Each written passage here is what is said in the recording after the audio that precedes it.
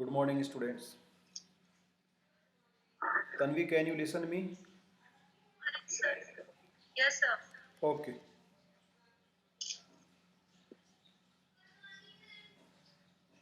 Our today's topic is input output model and input output diagram. आज का हमारा अध्ययन का विषय है आगत निर्गम प्रतिमान का चलचित्र अथवा रेखाचित्र। आगत निर्गत प्रतिमान को डायग्राम के माध्यम से किस तरह से स्पष्ट किया जा सकता है, इसके बारे में हम आज परिचर्चा करेंगे।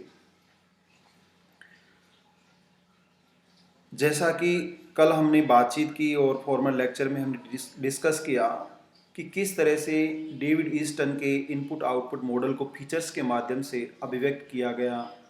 डेविड ईस्टन के मॉडल की जो मुख्य विशेषताएं होती हैं, उन विशेषताओं के आधार पर इस सिद्धांत को अभिव्यक्त किया जा सकता है। यहाँ पर हम डेविड ईस्टन के द्वारा पॉलिटिकल सिस्टम की एक्टिविटी को अथवा प्रोसेस को, अथवा हम कह सकते हैं कि किस तरह से एक सोशल सिस्टम के विद इन जो सब सिस्टम्स होते हैं, वो सभी प्रकार की जो उप प्रणालियाँ होती हैं, वो उप प्रणालियाँ इस पॉलिटिकल सिस्टम के साथ कनेक्ट होकर किस तरह से एक्टिविटीज़ को ऑपरेट करते हैं अथवा परफॉर्म करती हैं, निष्पादित करती हैं, किस तरह से इन क्रियाओं का निष्पादन किया जाता है।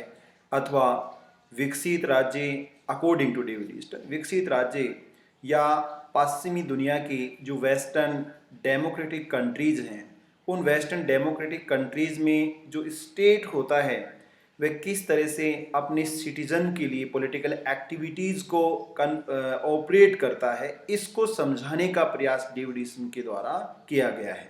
Basically and generally we can say that how a social system and political system operate the activities with one another, एक दूसरे के साथ सामाजिक व्यवस्था और राजनीतिक व्यवस्था कैसे कार्य करते हैं, किस तरह से कार्य करते हैं, इस कार्य करने की प्रक्रिया को यहाँ डेविड ईस्टन के द्वारा इनपुट आउटपुट डायग्राम के माध्यम से बताया गया है। जो पॉलिटिकल एक्टिविटीज़ स्टेट के द्वारा ऑपरेट की जाती हैं, उन पॉलिटिकल एक्टिविटीज़ को एज ए डायग्राम हम किस तरह से डिफाइन कर सकते हैं और किस तरह से उनको डिस्क्रिप्शन दे सकते हैं, किस तरह से उनका पॉलिटिकल एनालिसिस कर सकते हैं, इन सब के बारे में आज हम इस डायग्राम के माध्यम से समझेंगे।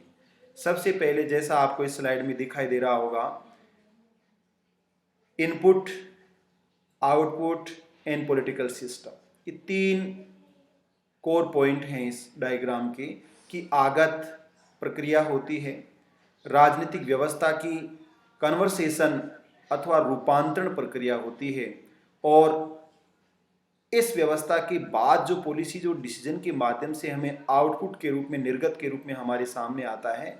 ये 3 स्टेप्स कल भी मैंने आपको बताई, किस तरह से जो पॉलिटिकल एक्टिविटीज़ होती है उनको कन्फर्म जो स्ट्रक्चर होता है, अथवा हम कह सकते हैं कि जो कंक्लूजन जो किया जाता है या कंक्लूड जो किया जाता है, या हम कह सकते हैं कि जो प्रिपेयर्ड गुड्स एंड सर्विसेज होती हैं as a policies and decisions, वो जो तैयार होता है उसको 3 स्टेप्स को फॉलो करना पड़ता है, अथवा वाया 3 स्टेप्स से उसको गुजरना पड़ता है, जिसके परिणाम स्वरूप हमें आउटपुट प्राप्त होते हैं। इसके अलावा आपको स्लाइड में डायग्राम में दिखाई दे रहा है एनवायरनमेंट, जो मैंने लिखा है पर्यावरण, परिवेश अथवा पर्यावरण, दोनों स्वरूपों में इसको अभिव्यक्त किया जा सकता है। बेसिकली इसके लिए इंग्लिश में आप एनवायरनमेंट का टर्म यूज करेंगे, जिसे परिवेश कहा जाता है। लेकिन जैसा मैंने कल भी बताया कि यह पर्यावरण सामाजिक विज्ञान का अथवा विज्ञान का पर्यावरण नहीं है, यह उस परिवेश को अभिव्यक्त करता है जिस परिवेश में पॉलिटिकल सिस्टम कार्य कर रहा होता है। अर्थात आर्थिक उप प्रणाली भी उसमें होती है, धार्मिक उप प्रणाली भी उसमें होती है, सामाजिक उप प्रणाली भी उसमें होती है, तकनीकी, शैक्षणिक और सांस्कृतिक उप प्रणालियाँ भी उसमें होती हैं, और विविध प्रकार के जो ट्राइब्स जिसको आप कह सकते हो, अथवा हम कह सकते हैं नॉन स्टेट पॉलिटिक्स के जो पार्ट होते हैं, प्रेशर ग्रुप्स होते हैं, पॉलिटिकल पार्टीज होती हैं, इंटरेस्ट ग्रुप होते हैं, कास्ट एसोसिएशंस होते हैं, या ट्राइबल कम्युनिटी के एसोसिएशंस होते हैं, ये सभी विमेंस एसोसिएशन होते हैं, ये सब इसमें शामिल है। इसलिए इसको एक बृहत्तर स्वरूप में या बड़े स्वरूप में परिवेश कहा गया है। अब इसके हम डिस्क्रिप्शन शुरुआत करते हैं। तो सबसे पहले आपको ये समझना होगा कि हम डिमांड से शुरुआत करते हैं, इनपुट से शुरुआत करते हैं कि इनपुट में क्या शामिल है। इनपुट में 2 फैक्टर आपको दिखाई दे रहे हैं कि डिमांड को इनपुट में शामिल किया गया है और सपोर्ट्स को इनपुट में शामिल किया गया है। मांगे और समर्थन, ये सिंगल डिमांड्स नहीं है और सिंगल सपोर्ट नहीं है। यहाँ आपको ध्यान रखना है कि ये बहुवचन के रूप में है, ये प्लूरल फॉर्म में है। बहुत सी मांग, एक मांग भी हो सकती है, बहुत सी मांग भी हो सकती हैं। एक तरह का समर्थन हो सकता है, बहुत प्रकार का समर्थन भी हो सकता है। समर्थन का मतलब यहाँ काउंटिंग से नहीं है, टाइप से है। सबसे पहले कि जो डिमांड्स और सपोर्ट होते हैं वो किस किस तरह के हो सकते हैं, उनके क्या टाइप्स हो सकते हैं, what is the kinds of demands and what are the types of supports. समर्थन के क्या प्रकार हो सकते हैं और मांग के क्या प्रकार हो सकते हैं। Generally demands and supports are divided in 2 parts. सामान्य रूप से जो मांग होती हैं और समर्थन होते हैं उनको 2 भागों में विभाजित किया जाता है। Tanvi, my speed is okay? ठीक है।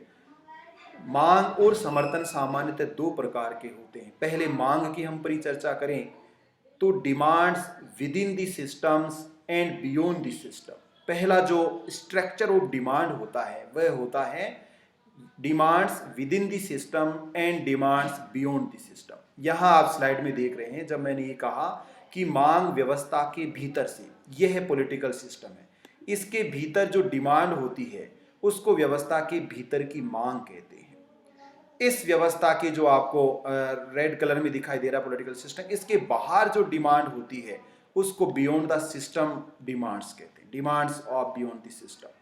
व्यवस्था के अंदर से मांग जो आपको यहाँ दिखाई दे रहा है और व्यवस्था के बाहर से कहीं से भी हो सकती है। वह इनपुट के रूप में, आउटपुट के रूप में, एनवायरनमेंट के रूप में, फीडबैक लूप के रूप में, नेशनल एनवायरनमेंट या डोमेस्टिक एनवायरनमेंट के रूप में, इंटरनेशनल एनवायरनमेंट के रूप में आप अपने सामने प्रस्तुत हो सकती है, राज्य के सामने आ सकती है। दूसरा, इसी तरह की डिमांड्स का दूसरा स्ट्रक्चर होता है मांग का पहला प्रकार, मांग के स्वरूप का पहला प्रकार। ये आपको ध्यान रखना है। It is the types of composition of demands. मांग के स्वरूप का पहला प्रकार है व्यवस्था के भीतर से मांग और व्यवस्था के बाहर से मांग। इसी तरह से डिमांड्स का दूसरा स्ट्रक्चर है demands from domestic environment and demands from international environment. मांग जो है वह राष्ट्रीय पर्यावरण से, जो आपको यहाँ लिखा हुआ दिखाई दे रहा होगा कि ये डिमांड्स राष्ट्रीय पर्यावरण से हो सकती है और ये डिमांड इंटरनेशनल एनवायरनमेंट से हो सकती है, अंतर्राष्ट्रीय पर्यावरण से हो सकती है और राष्ट्रीय पर्यावरण से हो सकती है। तो मांग के रूपांतरण का पहला प्रकार व्यवस्था के भीतर से मांग और व्यवस्था के बाहर से मांग को अभिव्यक्त करता है। मांग के रूपांतरण या स्वरूप का दूसरा प्रकार डोमेस्टिक डिमांड और इंटरनेशनल डिमांड को अभिव्यक्त करता है। इस तरह से डिमांड के 2 structure, 2 types structure defined by the David Easton. Then जिस तरह से डिमांड्स के 2, मांग की संरचना के 2 प्रकार होते हैं, ठीक उसी तरह से कंपोजिशन ऑफ सपोर्ट्स के भी 2 टाइप्स होते हैं, 2 kinds of composition of supports. समर्थन की संरचना के भी 2 प्रकार होते हैं। ये आपको समर्थन दिखाई दे रहा है। इस समर्थन के अंतर्गत भी हम कहेंगे एक्ट ठीक as well as the kinds structure of demands. ठीक जिस तरह से मांग संरचना के 2 प्रकार होते हैं उसी के पैरेलल सपोर्ट्स के भी 2 टाइप्स ऑफ स्ट्रक्चर्स होते हैं। It means supports within the system and supports beyond the system और out of the system. It is the first kinds of composition of supports. Then second types of supports is supports from national environment and supports from international environment.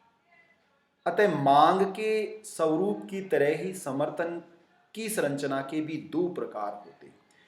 एक व्यवस्था के भीतर से समर्थन, एक दूसरा व्यवस्था के बाहर से समर्थन। इसी तरह संरचना का दूसरा स्वरूप डोमेस्टिक एनवायरनमेंट से सपोर्ट मिलता है और इंटरनेशनल एनवायरनमेंट से सपोर्ट मिलता है। यदि इसमें आपको पार्शली अंडरस्टैंडिंग हो रहा है, कम समझ में आ रहा है, तो मुझे आप बीच में बता देना, क्योंकि उसके बाद मैं दोबारा आपको बता नहीं पाऊंगा कि किस तरह से। अर्थात समझने का मतलब है केवल ये आपको रिमेंबर के रूप में नहीं है, रटने वाली बात नहीं है, आपको एक क्लियर अंडरस्टैंडिंग होनी चाहिए कि इसको आप ठीक वैसे ही डिफाइन कर सकते हो जैसे मैं, अथवा मेरे से भी अच्छे स्वरूप में आप इसको अभिव्यक्त कर सकते हो। ऐसी क्षमता आप में होनी चाहिए जैसे कि देश का हर नागरिक भारत का प्रधानमंत्री बनने की कैपेसिटी रखता हो, तब वह रियल डेमोक्रेसी के रूप में हम उसको देख सकते हैं। तो मांग की मैंने बात कही। हाँ बताइए तन्वी। यस सर, डिमांड और सपोर्ट में डिफरेंशिएट कैसे करेंगे? देखिए, मांग जिसकी बात कह रहे हो, मांग कोई भी एनी पर्सन कर सकता है। जैसे मान लीजिए मुझे मेरे कॉलोनी की सड़क का निर्माण करवाना है, ये मेरी व्यक्तिगत मांग हो सकती है। मेरे पड़ोसी की भी मांग हो सकती है, उस कॉलोनी के सब लोगों की मांग हो सकती है। परंतु इस मांग के पीछे क्या वो लोग साथ खड़े हैं? क्या वो लोग रिप्रेजेंटेटिव से मिलेंगे? क्या वो लोग अगर उनको मटेरियल सपोर्ट करना पड़े, भौतिक समर्थन देना पड़े, क्या वो पैसे दे सकते हैं, कलेक्शन कर सकते हैं? क्या वो आवागमन का जो साधन है उसकी कॉस्ट को वहन कर सकते हैं? अर्थात क्या सब लोग केवल मांग करना ही मांग नहीं है, ऐसी मांग को सिर्फ डिमांड कहेंगे। परंतु जब तक डिमांड के पीछे सपोर्ट नहीं होगा, तब वह डिमांड कोई डिमांड होती ही नहीं। अर्थात एक बच्चे की मांग की क्लासेज होनी चाहिए, इट इज ओनली डिमांड। लेकिन उस बच्चे की इस मांग के साथ सब स्टूडेंट्स का सपोर्ट होता है कि जो भी इसके लिए हमें करना पड़ेगा, वी विल डू, हम सब करेंगे विद ए टीम वर्क। तब जाकर ये डिमांड सपोर्ट के साथ as a demand regulatory mechanism में जा सकती है। अथवा ऐसी डिमांड तो कोई भी कर सकता है। सब लोगों को वोट देने का अधिकार होना चाहिए, ये डिमांड है मेरी, होना चाहिए। बिना किसी मटेरियल के, बिना किसी वित्तीय लाभांश के, बिना किसी ग्रीड या लालच के वोट देना चाहिए, ये मेरी डिमांड्स हो सकती है। परंतु क्या पब्लिक ओपिनियन मेरी इस डिमांड के पीछे भारत की जनता का समर्थन है? मैं कहता हूं, लेकिन मान लीजिए गांव का आदमी कहता है साहब मुझे तो बीपीएल की लिस्ट में नाम चाहिए, मुझे की कोई मतलब नहीं, कोई प्रधानमंत्री बने इससे कोई फर्क नहीं पड़ता, मुझे पेंशन चाहिए, उसे इसके अलावा मुझे कोई मतलब नहीं है, मुझे आप 1000 रुपये दे दो मैं वोट दे दूंगा, इसके अलावा मुझे कोई मतलब नहीं है। ये सब चीजें इसमें शामिल है। इसलिए डिमांड्स और supports both are different different kinds. इन दोनों को मिलने से ही एक नई डिमांड का सृजन होगा जो व्यवस्था के भीतर जा सकती है। परंतु व्यवस्था तक पहुंचने से पहले एक सीढ़ी इसको और पार करनी पड़ती है, जिसको रेगुलेटरी मैकेनिज्म के नाम से जाना जाता है। अब इसका मतलब है कि what is the regulatory mechanism, क्या है, जो आपको स्लाइड में दिखाई दे रहा है यहाँ पर। इस आई थिंक जिस कलर में आपको दिखाई दे रहा है ये वर्गाकार आयताकार की रेगुलेटरी मैकेनिज्म, ये रेगुलेटरी मैकेनिज्म है। जो भी डिमांड व्यवस्था के पास जाना चाहती है, उस डिमांड को इसको क्रॉस करके ही जाना पड़ेगा, तभी वो व्यवस्था के भीतर जा सकती है, अथवा व्यवस्था के भीतर वह एंट्री नहीं कर पाएगी। इसका क्या मतलब है? रेगुलेटरी मैकेनिज्म का मतलब होता है विनियामकीय तंत्र, एक्टिविटीज को रेगुलेट करने वाला, कंट्रोल करने वाला, रेगुलराइज करने वाला, उनके सिस्टम को निश्चित करने वाला, डिटरमाइन करने वाला, उनके तरीके को डिटरमाइन करने वाला, उनके नंबर्स को कमजोर करने वाला, अथवा मेनी टाइप्स ऑफ जो डिमांड्स उनको कोलैप्स करने वाला, उनको इंटीग्रेटेड स्ट्रक्चर में चेंज करने वाला, अथवा कोई डिमांड उचित है या नहीं है ये तय करने वाला, डिमांड जिसके पीछे समर्थन है उसको व्यवस्था के अंदर जाने दिया जाए या नहीं जाने दिया जाए ये भी तय है। इस डिमांड को फिर से एनवायरमेंट के, क्योंकि यहां तक जो आपको बॉर्डर लाइन दिखाई दे रही है, इस बॉर्डर लाइन अर्थात इस गोलाकार जो है ए की शेप में, इसमें एंट्री करने से पहले तक जो स्थिति है वो केवल एनवायरमेंट की स्थिति है। इसलिए इस राजनीतिक व्यवस्था में एंट्री करने से पहले बहुत से जो डेंजर्स होते हैं हम कह सकते हैं, अथवा बहुत से जो चैनल्स होते हैं, कम्युनिकेशन चैनल्स होते हैं, उनका सामना हमें करना पड़ता है। जितना आसान आपको इस डायग्राम में दिखाई दे रहा है उतना आसान नहीं है डिमांड को वहां तक पहुंचाना। बच्चे की डिमांड हो सकती है कि क्लासेज ऑर्गेनाइज होनी चाहिए, परंतु क्लासेज हेल्ड होने के लिए क्या इतना आसान है कि हर कोई क्लास आयोजित करवा सकता है? It is not easy. कोई भी आपकी डिमांड, जो स्टूडेंट्स की डिमांड है, उस डिमांड्स को डिसीजन के रूप में तो आप पॉलिसीज के रूप में कन्वर्ट होने से पहले मैनी फेजेज का सामना करना पड़ता है। इसीलिए हर मांग कदापि निर्णय नहीं बनती है, इसलिए हर डिमांड के पीछे सपोर्ट नहीं होता है। व्यवस्था के बाहर और व्यवस्था के भीतर जाने के बाद भी उसमें बहुत से परिवर्तन आ जाते हैं। जैसे मैंने कहा कि demand beyond the system and demand with in the system. क्या आपके पॉलिटिकल रिप्रेजेंटेटिव जो अब आपके सामने नहीं हैं, उस सदन में बैठकर क्या आपकी मांग का समर्थन करते हैं या नहीं करते हैं? ब्यूरोक्रेट्स जो सोसाइटी के एक मेंबर हैं, जब डिसीजन इंप्लीमेंट किया जाता है तो क्या पॉलिसी लिखने समय वो आपका समर्थन करते हैं या नहीं करते हैं? ठीक इसी तरह से जो बाहर आपके सरपंच हैं, वार्ड पंच हैं, एमएलए है, एमपी है, एनवायरमेंट में जब सबके सामने, जनता के सामने होते हैं, तब वो कैसी डिमांड रखते हैं, कैसा समर्थन करते हैं? मैनिफेस्टो, इलेक्शन मैनिफेस्टो होता है, या जब एनवायरमेंट में कोई पॉलिटिकल लीडर आता है, रिप्रेजेंटेटिव आता है, तो वो बहुत ही अच्छी और आइडल टाइप की बातें कहता है, आदर्श की बातें, ऐसा होना चाहिए, मैं ये वादा करता हूं। परंतु यह केवल एनवायरमेंट की डिमांड का स्ट्रक्चर है। जब ये डिमांड रेगुलेटरी मैकेनिज्म में जाती है, उसको क्रॉस करके सिस्टम में जाती है, तो उसका पूरा स्ट्रक्चर चेंज हो जाता है, जो हमारे सामने कभी नहीं आता, हमारे सामने आउटपुट के रूप में आता है। फिर आप उसमें ना डिमेरिट्स ढूंढते रहो, दोबारा फीडबैक लूप के माध्यम से फिर से डिमांड लाओ, आप वोट कास्ट करो, 5 साल तक काम नहीं होगा, फिर से वोट कास्ट करो, फिर काम नहीं होगा, आप वोट देते रहो, और जो आपका कैंडिडेट है वोट आपसे लेता रहेगा। इसका मतलब है कि हर बार, जैसा ब्रिटिश पॉलिटिकल सिस्टम के बारे में कहा गया है कि यहाँ केवल जो मतदाता है या सिटीजन है, केवल 5 सालों में एक बार स्वतंत्र होता है, फिर से 5 सालों में एक बार स्वतंत्र होता है, फिर से 5 इयर्स में एक बार स्वतंत्र होता है। हमारे पास ऑप्शन क्या है? इसलिए ये पॉलिटिकल सिस्टम की बात कही कि जितना आसान आपको ये पॉलिटिकल सिस्टम दिखाई देता है, उतना आसान ये पॉलिटिकल सिस्टम होता नहीं है। तो नेक्स्ट अपने व्याख्यान के अग्रिम श्रृंखला में हम बता रहे हैं कि व्हाट इज रेगुलेटरी मैकेनिज्म क्या है। रेगुलेटरी मैकेनिज्म एक कंट्रोल मैकेनिज्म होता है। Regulatory mechanism is a combination of 4 regulatory elements. 4 प्रकार के कंट्रोल करने वाले, रेगुलाइज करने वाले, लिमिट करने वाले तत्वों का एक समूह होता है, जिसको क्या कहा जाता है? विनियामकी तंत्र कहा जाता है।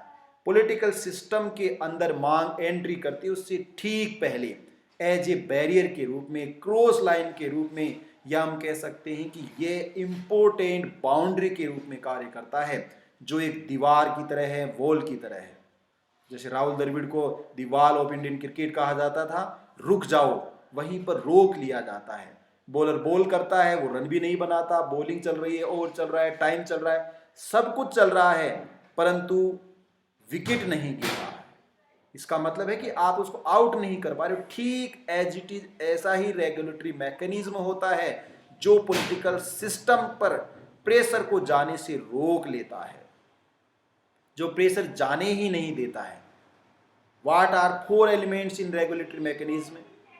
इस रेगुलेटरी मैकेनिज्म में 4 तत्व होते हैं। You can write down your rough copy and fair copy. Number 1 is gatekeeper elements, द्वारपाल। पहला जो रेगुलेटरी मैकेनिज्म का पहला तत्व होता है, उसको गेट कीपर के नाम से जाना जाता है, उसे द्वारपाल के नाम से जाना जाता है। दूसरा जो तत्व होता है, उसको कल्चरल मैकेनिज्म कहा जाता है। Second elements known as cultural mechanism, सांस्कृतिक संप्रेषण तंत्र अथवा सांस्कृतिक तंत्र के नाम से इसको जाना जाता है। Third is communication channels. Third elements of regulatory mechanism is communication channels. इसका मतलब है संप्रेषण वाहिकाएं अथवा धमनियां। और fourth elements of regulatory mechanism known as conversation elements, रूपांतरण तत्व। नियामकीय तंत्र का चौथा तत्व होता है रूपांतरण तत्व। ये चारों तत्व मिलकर पॉलिटिकल सिस्टम को प्रोटेक्ट करते हैं बिफोर द डिमांड अथवा before entry the demands and support. मांग और समर्थन व्यवस्था के अंदर जाए उससे पहले उसे रोकने का, कंट्रोल करने का, लिमिटेड करने का अथवा उसका स्ट्रक्चर बदलने का कार्य करते हैं। जैसे कि आप डिमांड लेकर गए, आप कुलपति सचिवालय पहुंचे और जो आपकी एप्लीकेशन थी वो प्रोक्टोरियल बोर्ड के माध्यम से कुलपति तक पहुंचती है, तब तक उसका स्ट्रक्चर ही बदल जाता है। या आपके जो डेलीगेट्स मांग लेकर गए हैं, जब वो बातचीत करते हैं, जब आपसे बात की मैदान में, कक्षा में, तब अलग स्ट्रक्चर था और जब वो सिस्टम में चले गए तो अलग स्ट्रक्चर हो गया। ऐसा कैसे हुआ? क्योंकि मैंने कहा बहुत से चैनल्स को क्रॉस करना पड़ता है, बहुत सी सीढ़ियों को आपको सीढ़ियां चढ़कर जाना होता है और इस प्रक्रिया में बहुत से रेगुलेटरी मैकेनिज्म, जो चार बेसिकली रेगुलेटरी मैकेनिज्म हैं, वो उसके स्ट्रक्चर को, कंपोजिशन को, नंबर्स को चेंज कर देते हैं। अथवा हम कह सकते हैं कि फंडामेंटल स्ट्रक्चर ही चेंज हो जाता है, जो मूल संरचना है वो परिवर्तित हो जाती है। सबसे पहला जो तत्व है वे गेट कीपर, अर्थात आपको अपनी डिमांड सिस्टम में पहुंचाने के पहले गेट कीपर पर जाना होगा। गेट कीपर क्या कार्य करता है? गेट कीपर का मुख्य कार्य है कि यहाँ पर पॉलिटिकल पार्टीज और pressure groups, interest group, any types of groups and organisation and associations in demands पर बार्गेनिंग करते हैं, बातचीत करते हैं। क्योंकि कोई ना कोई संगठन चाहिए, कोई ना कोई डेलीगेट चाहिए। दबाव समूह के द्वारा, पॉलिटिकल पार्टीज के द्वारा, इंटरेस्ट ग्रुप के द्वारा, एनी टाइप्स ऑफ ऑर्गेनाइजेशन। क्यों कहा जाता है कि संगठन में शक्ति होती है? संगठन कहाँ है? Where is your organisation? जब ऑर्गेनाइजेशन की बात करोगे तो उसमें अनेक प्रकार के इंटरेस्ट हावी हो जाते हैं और इसलिए political parties, pressure groups, any types of associations and organisation, non government organisations, other types association in demands को लिमिटेड करते हैं, कन्वर्टेड कर देते हैं, सीमित कर देते हैं, बदल देते हैं। दूसरा मैकेनिज्म, रेगुलेटरी मैकेनिज्म का जो एलिमेंट्स हैं, वो एलिमेंट्स सबसे महत्वपूर्ण कार्य करता है, जिसको कल्चरल मैकेनिज्म कहा जाता है, सांस्कृतिक परिसंचरण तंत्र। अगर आप आवाज़ उठाते हैं, अगर आप बाहर जाते हैं, अगर आप विरोध करते हैं, सबसे पहले फैमिली का सामना करना पड़ता है। आपको क्या मतलब है, आपको क्या लेना देना है, आप शांत रहिए, दुनिया और बहुत बड़ी। इसका मतलब है कि इंडियन सोसाइटी में, डेवलपिंग सोसाइटी में आपको भगत सिंह बनने की क्या आवश्यकता है? इसका मतलब भगत सिंह अच्छा लगता है, परंतु अपने घर में जन्म नहीं लेना चाहिए। भगत सिंह पड़ोसी के घर में जन्म ले ताकि आपके घर में शांति बनी रहे। इसलिए विकसित देशों में पब्लिक मैटर्स पर लोगों के पास समय होता है डिस्कशन करने के लिए, बातचीत करने के लिए, परिचर्चा करने के लिए, परंतु हमारे पास कहने के लिए और क्रिटिसिज्म के लिए टाइम है, परंतु पब्लिक अफेयर्स पर या पब्लिक इंटरेस्ट में हमारे पास समय नहीं है। जब समय नहीं है तो साहब आप पिछड़े हुए देश की स्थिति के साथ ही जीवन यापन कर सकते हो। आप, इसका मतलब ये नहीं कि हमारा देश खराब है, परंतु जो आसान समाज में सरलीकरण होता है वो आपके समाज में आपको नहीं मिलेगा। आप यही डिमांड करते हो, ड्राइविंग लाइसेंस बोगस तरीके से बनता है, राशन कार्ड बोगस बनते हैं, आइडेंटिटी कार्ड फर्जी बनते हैं, हॉस्टल में एडमिशन गलत होते हैं, एंट्री अलग गलत होती है, जो ब्यूरोक्रेसी में एंट्री है वो भी गलत होती है, सब जगह करप्शन फैला हुआ है, कोई सुनने वाला नहीं है। मैनी टाइप्स आपकी डिमांड्स और आपका फ्रस्ट्रेशन हो सकता है। ऐसा ही होगा यदि आप उन नॉर्म्स को फॉलो नहीं करते, जो नॉर्म्स एक बेटर सोसाइटी को क्रिएट करने के लिए कंपलसरी होते हैं, असेंशियल होते हैं, तो नहीं हो सकता। इसलिए सांस्कृतिक तंत्र ये कहता है कि what is the good and bad, सही क्या है गलत क्या है। जो अपने परिवार और अपने फायदे का सौदा हो वो अच्छा है। जैसे कि आप जाकर ये कहो कि साहब बीपीएल लिस्ट गलत है, ये आपके फायदे का सौदा नहीं है। आप जाकर ये कहो कि मेरे परिवार का नाम जोड़ा जाए, आप बिना ड्राइविंग लाइसेंस टेस्ट दिए आपको ड्राइविंग लाइसेंस मिल जाना चाहिए, आपके नंबर अच्छे आ जाने चाहिए। इसका मतलब एक सेल्फिश जिसको कहते हो, या तेरे मेरे की भावना जो रूसो ने कही है कि लोग अपने लिए अपना काम देखते हैं, दूसरों के काम से उनको कोई मतलब नहीं है। अगर ट्रैफिक पुलिसकर्मी ने आपको पकड़ लिया है ट्रैफिक सिग्नल का उल्लंघन करते हुए, वोलेशन करते हुए, आप 100, 200, 500, 1000 रुपए देकर चले जाना चाहते हैं। क्यों चले जाना चाहते हैं? यही इसका आधार है रेगुलेटरी मैकेनिज्म का, कि आपको लड़ने की आवश्यकता नहीं, झगड़ने की आवश्यकता नहीं, संघर्ष करने की आवश्यकता नहीं। आप अपना इंटरेस्ट फुलफिल कीजिए, उसके बाद जैसा डायलॉग मूवी में चलता है, अपना काम बनता भाड़ में जाए जनता। पॉलिटिकल रिप्रेजेंटेटिव के लिए कि उसका काम बन जाना चाहिए, उसकी चेयर और उसका इलेक्शन हो जाना चाहिए, फिर जनता कुएं में पड़े उससे कोई मतलब नहीं है। इसको कहते कल्चरल मैकेनिज्म। जैसे गर्ल चाइल्ड के लिए इंडियन सोसाइटी या बैकवर्ड सोसाइटी में कि रात को बाहर नहीं जाना चाहिए, घूमना नहीं चाहिए, बाइक नहीं चलानी चाहिए, जींस टी शर्ट वगैरह नहीं पहनना चाहिए, ड्रेस कोड, रूल्स रेगुलेशन जो भी तरीके हैं। इसका मतलब ये सब क्या है, ये कल्चरल मैकेनिज्म का आधार है। इसलिए समाज से, परिवार से वो डिमांड उठती ही नहीं है जिनकी आवश्यकता है। उठने का मतलब अनलिमिटेड डिमांड ही नहीं होती। जब कोई मांग ही नहीं करता तो सिस्टम पर प्रेशर नहीं आएगा, टेंशन नहीं आएगा, फिर राज्य अपनी इच्छा से काम करेगा। मनमोहन गवर्नमेंट या मोदी एडमिनिस्ट्रेशन जो काम कर रहा है तो आपकी डिमांड ही नहीं है। अगर किसान विरोध नहीं करेंगे, हड़ताल नहीं करेंगे, बड़े स्तर पर पूरे देश को बंद नहीं करेंगे, आपकी कोई नहीं सुनने वाला है। ये कल्चरल मैकेनिज्म है। कांग्रेस की राज्य सरकार वाले राज्य विद्रोह कर रहे हैं, जो किसान है ही नहीं वो विद्रोह कर रहे हैं।